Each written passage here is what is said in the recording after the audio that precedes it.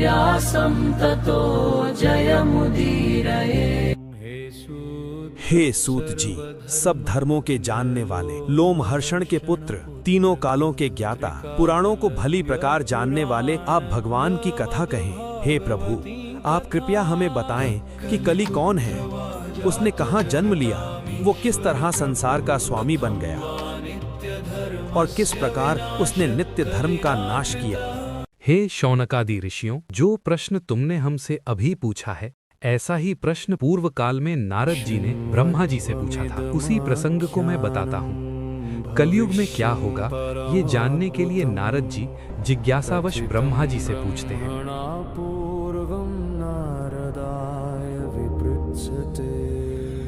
हे पिताजी, यह कलयुग अत्यंत भीषण हो गया है। लोग सत्य और धर्म से दूर हो गए, राजा अत्याचारी बन गए हैं, मनुष्य पाप और लोभ में लिप्त हैं।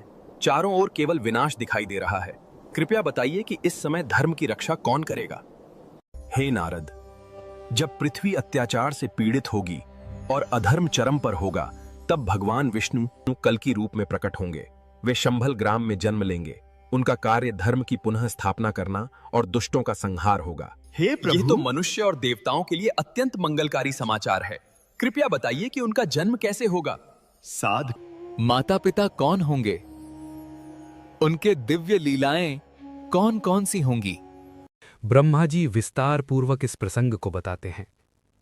द्वापर युग में जब भगवान ने अपने शरीर का त्याग कर वैकुंठ प्रस्थान किया और उनकी द्वारिका नगरी समुद्र में डूब गई,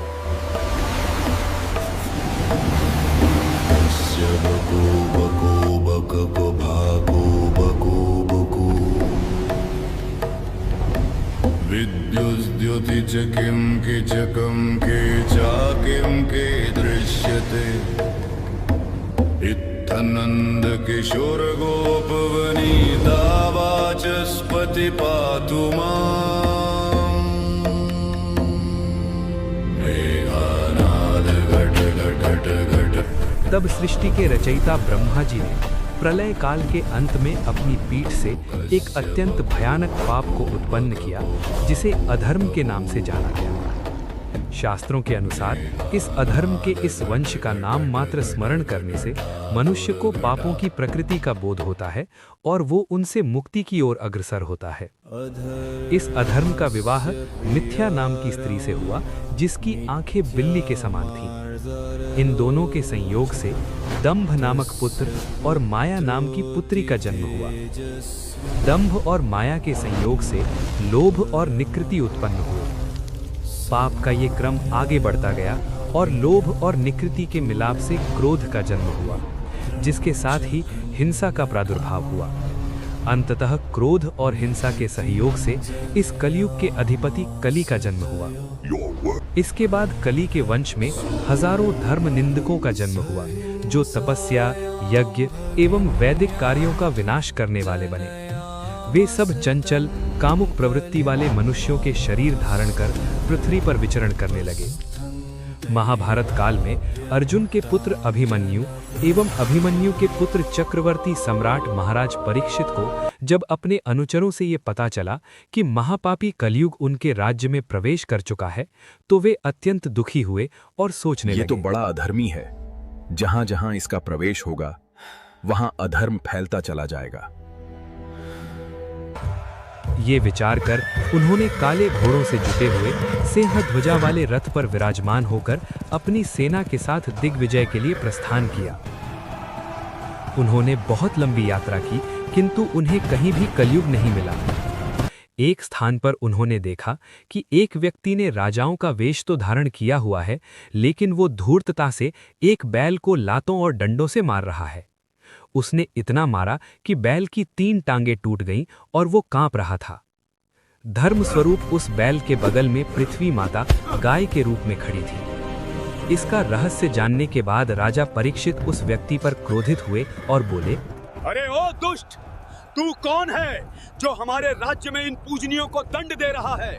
मैं उसी वंश का हूँ जिसमें महाराज युधिष्ठिर, भीमसेन और अर्जुन जैसे प्रतापी वीर हुए हैं। उनके चले जाने पर तू ऐसा मत समझ कि उनका बल समाप्त हो गया है। तू कौन है जो मेरा भय नहीं मान रहा?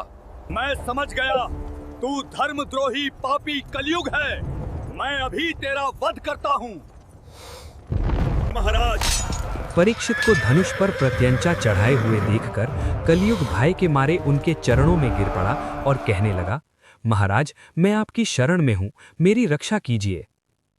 शरणागत का महत्व जानने वाले राजा परीक्षित ने कहा, महाराज युधिष्ठिर के वंशज की शरण में आ गया है, इसलिए मैं तुझे मारूंगा तो नहीं, परंतु तू अधर्म का कारक है। तू मेरे राज्य में नहीं रह सकता, क्योंकि तू जिसके शरीर को स्पर्श करेगा वो स्वधर्म का त्याग कर दंभी बन जाएगा। तब कली ने कहा, महाराज, आप सार्वभौम सम्राट हैं, कृपया मुझे रहने के लिए स्थान दीजिए। तदनंतर राजा परीक्षित ने कली को 4 स्थान प्रदान किए। प्रथम, जहां द्यूत अर्थात जुआ खेला जाता है। द्वितीय, जहां हिंसा का आचरण होता है। तृतीय, जहां मदिरापान किया जाता है। तथा चतुर्थ, जहां परस्त्री गमन किया जाता है। इन चारों स्थानों को उन्होंने कलियुग के निवास स्थल के रूप में कली को सौंप दिया। तब कली ने विनीत भाव से कहा, महाराज, ये स्थान मेरे लिए पर्याप्त नहीं है, कृपया मुझ पर अनुग्रह कर और भी कोई उत्तम स्थान प्रदान कीजिए।